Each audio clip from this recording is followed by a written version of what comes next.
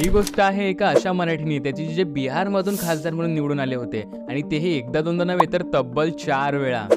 संसदेतील लोकसभेच्या सभागृहात हा माणूस शिरल्यानंतर सत्ताधारी बाकांवरील नेत्यांना घाम फुटत असे की हा माणूस आज कोणाला धारेवर धरणार.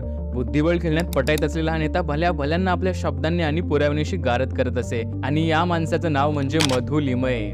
बिहारच्या राजकीय इतिहासाबद्दल जेव्हा जेव्हा बोललं जातं तेव्हा तेव्हा मधु लिमये यांचं नाव आवर्जून घेतलं जातं. खरं तर त्यांच्या नावाशिवाय बिहारचा राजकीय इतिहास हा अपूर्णच आहे.